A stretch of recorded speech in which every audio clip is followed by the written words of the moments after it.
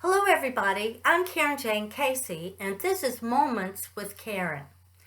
Well, you might wonder, what is this podcast about and who is it for? Well, on Moments with Carin, this is where I share past and present experiences that I have had or what I've learned about from other sources. And I share it with you so that we can have inner meanings or learn lessons, have encouragement, helpful information. My desire is always to entertain, educate, and encourage us in some way, to ignite our energy and our joy, or present another viewpoint for us to consider. Each episode is put together with the idea that we all do want to gain insights along our journey and to increase the joy that we have. This message on these episodes is for anyone, no matter how good you may feel your life is right now or how dark and terrible it may be with your problems. And we may be devout believers in the Lord, or we might be someone who questions everything. During this 15-minute episode, I assure you that I'm not going to be lecturing down at you. I'm not going to be yelling and preaching at you. I'm just sharing what I've learned and what I'm still learning in my journey. We learn together, and I encourage you to share what you have learned. Your testimony is important, and someone needs to hear it. Today's episode is, where can I start? Where can I start? And with that, I am so overwhelmed. What brought me to this episode was my recent emergency, or what I considered an emergency. And it was time for my quarterly estimated tax payment to go to the federal government, and I needed this specific form to send it in. And that was a serious matter because, we can get fines and penalties when we're late. So I knew I'd saved this form somewhere, and I looked at my very cluttered and messy office, and I had no idea where I had put that one piece of paper. How could I possibly find this one piece of paper among the massive files and documents that I saw before me? I had my doubts. Has anyone else experienced this? Paper multiplies. You can put two papers together, and then overnight, wham, it appears like they have multiplied. Can anyone relate to this dilemma? Upon closer examination and investigation, I tried to surmise the approximate location that form might be in. I surveyed my bookcases, and they were near explosion with books, files, folders, and loose papers among the decorative framed photos and my encouraging quotes and my non-essential items like my decorative hoot owl and my vase of flowers. No, I think it might be in the big decorative box of important papers that's lying on the floor below the computer area. Wait a minute. Didn't I see paper similar to this form in a file on my desk among those color-coded files? I was trying so hard to be organized, but now it's very confusing. The task appeared to be impossible to deal with. I looked at my cell and I said to myself, I'll have to start my search later because now it's time to fix dinner. And then that evening I considered, where can I start? Sometimes we need a fresh start so we can, get past the overwhelm. I began my work at the bookcases. I don't know why I picked them, maybe because I like books. But within that 2-hour period of time that I had for this project, I had collected many books to be donated, and I had set up a priority of books that I haven't read yet to be reading them within the next several months. I had literally forgotten my purpose. My purpose was to look for that piece of paper, and I hadn't gone through any papers. When the next day came, I told myself, my schedule is too full. I'll deal with it tonight. So then I had another 2-hour block to utilize, and this time I knew good and well I needed to look at paper, not books. So I went through the files and I began at my desk area looking for those color-coded files because I really thought the form might be there. I separated the papers that appeared out of place and I put them in piles on the floor as I went. And then I ran out of time. So I thought, okay, tomorrow's schedule begins early and I need my sleep. So I gathered all those papers up from the piles on the floor and I put them in a stack on the desk. To be continued later. And then, when was it, I asked myself, that my office was perfectly organized and I put up those new curtains and decorations? Was it sometime last year or was it the year before? Whenever it was, it had been a very hard endeavor for me, and I had hoped to keep everything updated for the future, but I had failed at that. So as I stood at the doorway ready to switch the light out, I looked back and I remembered, yes, I did put that form in that decorative box on the floor, and I plopped down right then beside it with my legs crossed and I began sifting through the papers, and I found it. I was overjoyed. Do you see the emotional roller coaster all this brings on? Accomplishment, failure, getting it done, putting it off, proud, disappointed, procrastination, hurry. After finding the form, I quickly threw the other papers back in the box. I printed the copy of that form and I grabbed my checkbook. Proudly, I told myself, this will be mailed tomorrow, and then it'll be ahead of the deadline by 3 days. But then, another emergency is going to come. It will be coming soon, like, preparing income tax forms, which requires looking at several other papers and documents. That's kind of scary. So I've been aware for some time that I have difficulty keeping the office organized. And I've tried methods to assist in this problem. And I'm sure I'm not the only one that has trouble in the office organizing important papers. I have plastic containers, big plastic containers like bread boxes, and they're labeled for specific purposes.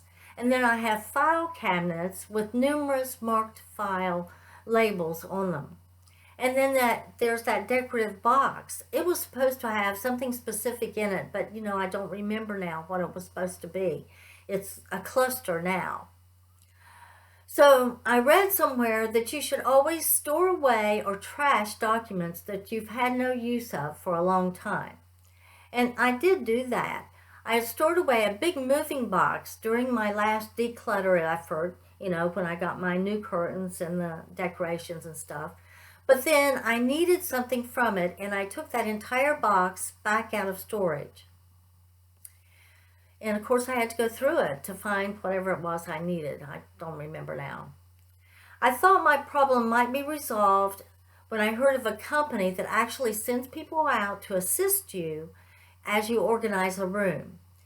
But then upon further investigation, like reading their contract, I found that they charge a monthly fee for accumulating the hours for that service. And then the fee was beyond my budget. So what now? I guess it's all up to me, isn't it? I must get it done, and I must set a target date and schedule that time.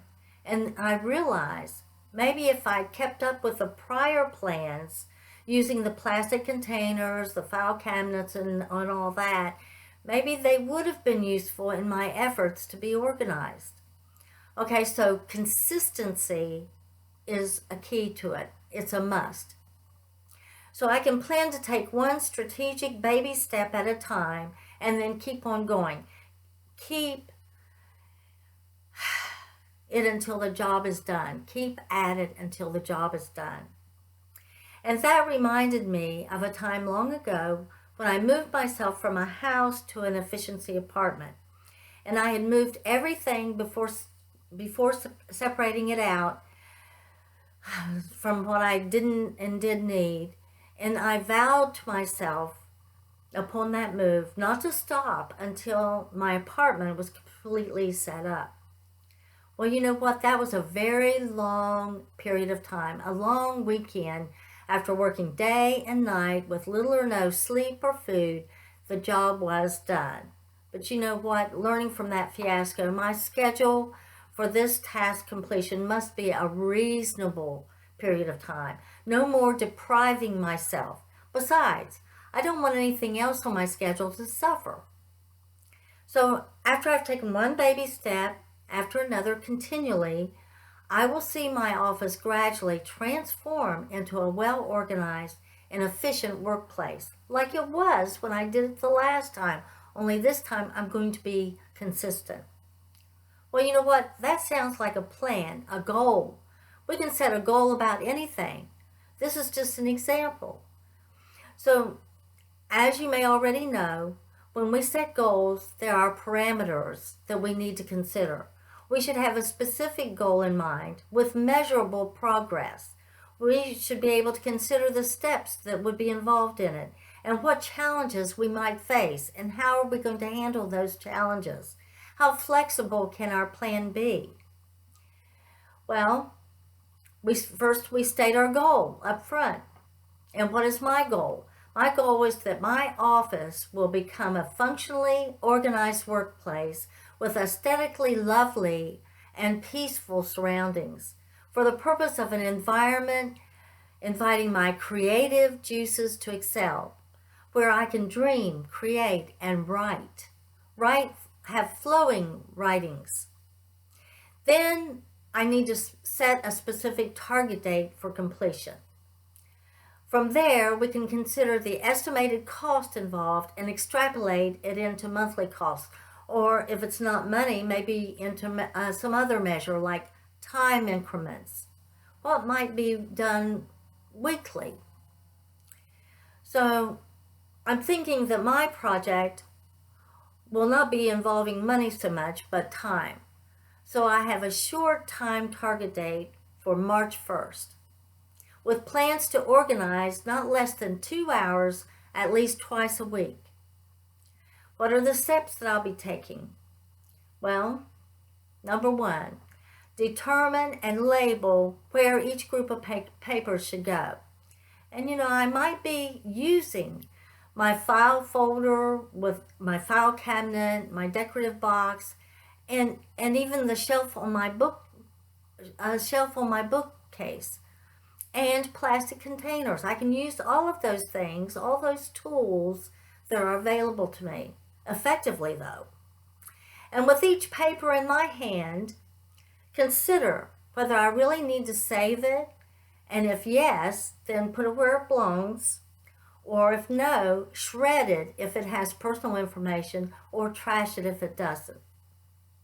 So those sound like really good, doable steps, a doable time frame. What are my challenges that I might face? Some weeks, I may not have the full 2 hours in 2 time slots during the week. So in those cases, I can plan to strive for half that time, 2 hours for the whole week maybe. And then maybe another consideration might be maybe once during the project, I don't think more often than that, I may not have any time available.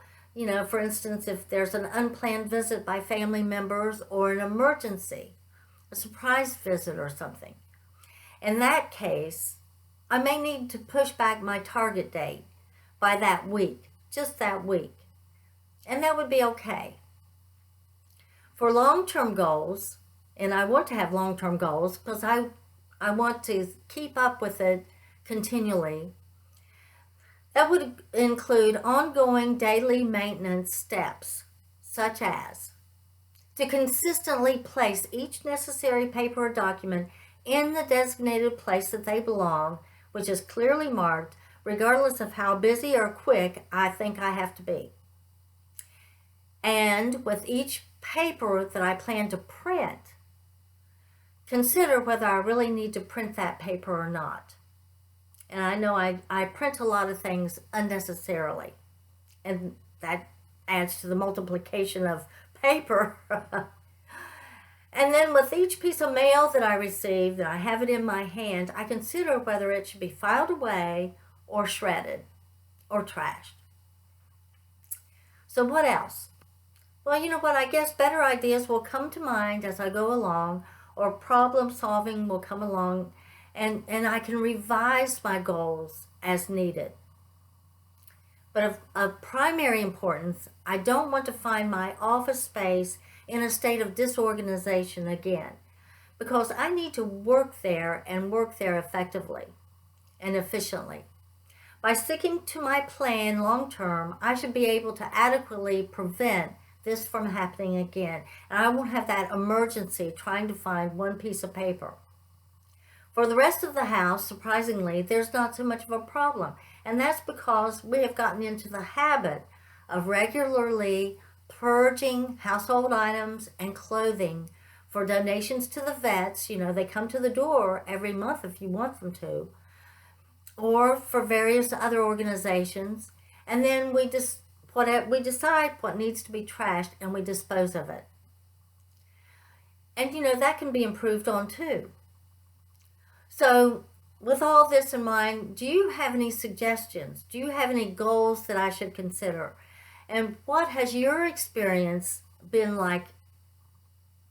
I know that decluttering the house, especially the office, is not just a problem that I have, that others have it too. So I hope this episode has been helpful, encouraging, and entertaining in some way. Please let me know how it's affected you. And I love feedback. And I hope you enjoyed this episode on Moments with Carin. This is Carin Jane Casey, author, speaker, domestic violence advocate, and ambassador for Christ.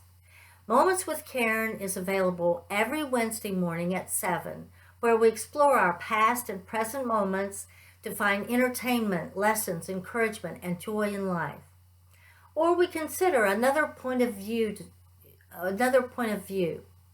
I have 2 faith-based podcasts also on stormtalk365radio.com. And they are Turn to God with Carin every Monday morning at 6:30 and Abundant Living with Carin every Tuesday morning at 7. All of them are Eastern Standard Time.